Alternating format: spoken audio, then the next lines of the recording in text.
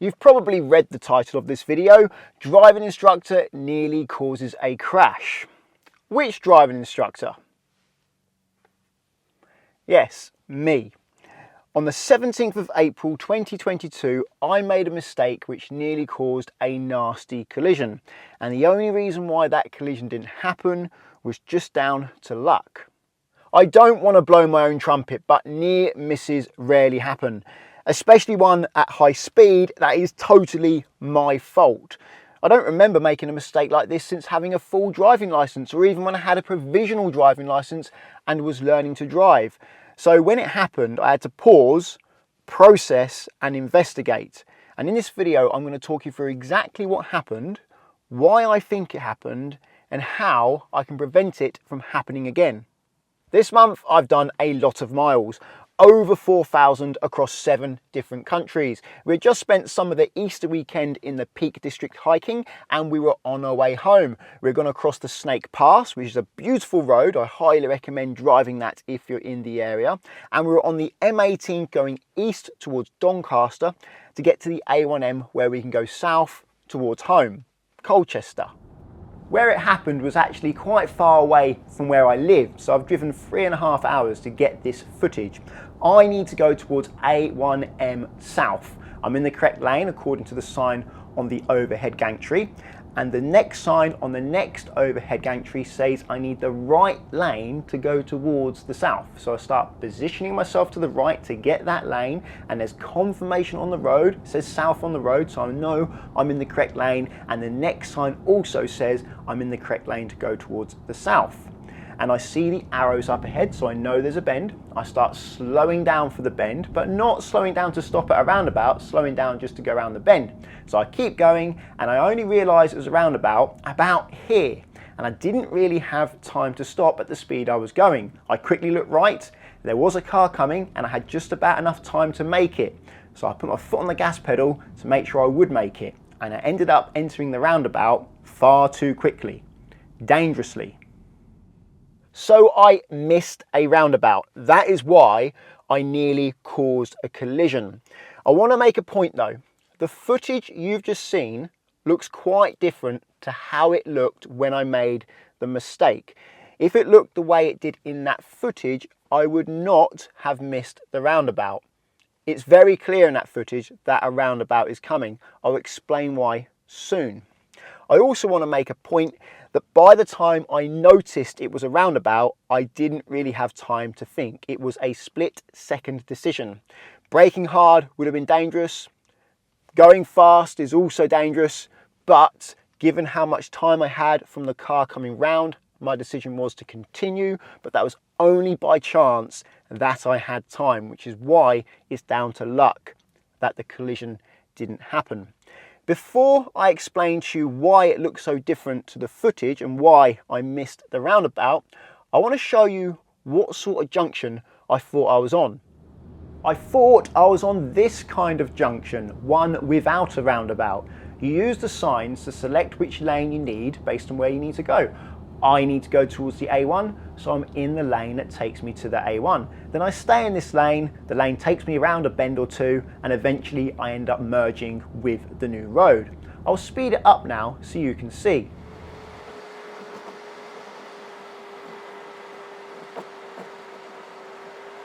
And now it's just a case of merging with the new road. And on this instance, I don't even need to do that because I have a dedicated lane, as you can see by this sign. So let's take another look, but this time I'm going to show you how it looked different when I made the mistake. The first difference is that there was a long line of lorries to my left, all travelling at speed and close to each other, so I could not see any of the signs on the left. Here is an example of how a lorry can hide a sign. See this sign? Well, it's going to go out of view now and I won't see it again.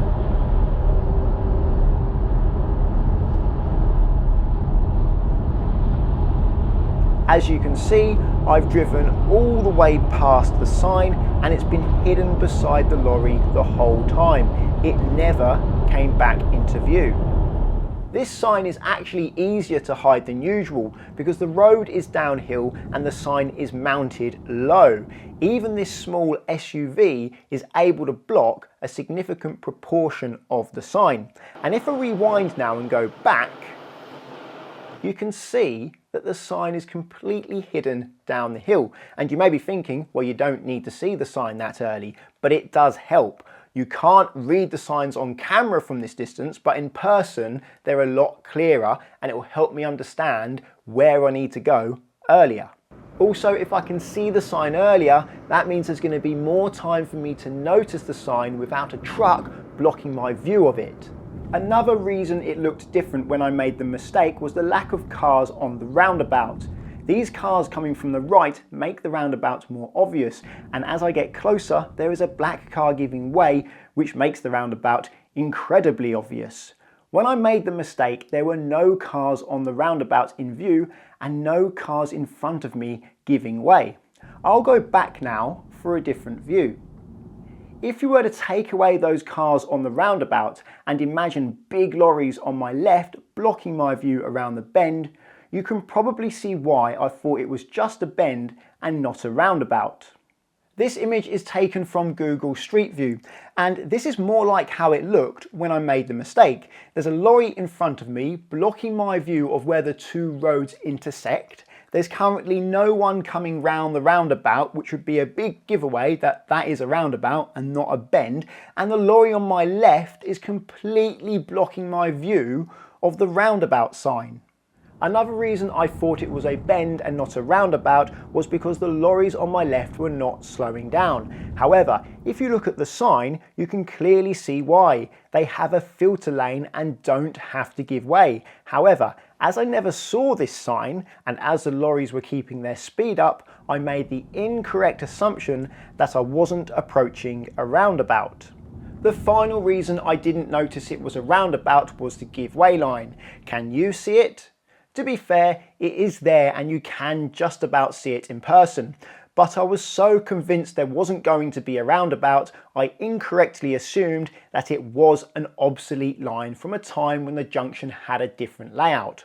I'm quite used to seeing these lines in my town, where they modify the junction, scrape the old line off the road, but you can still see where it was. I call them ghost lines. However, as I got closer, I realised two roads intersect and that it was still a relevant line.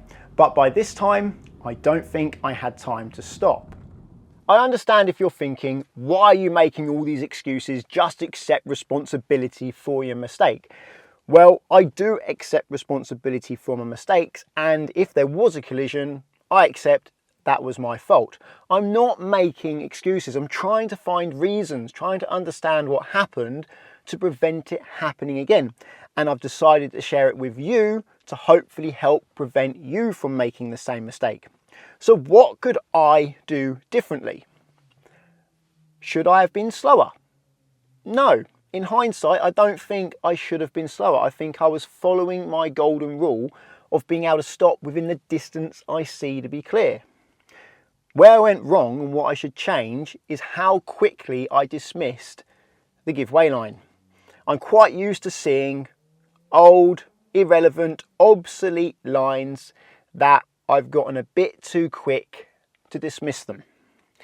And as a result, I kept going, and when I got closer to the junction, I realised it was a roundabout and I probably didn't have time to stop by the line anymore, even though I could easily stop within the distance I see to be clear.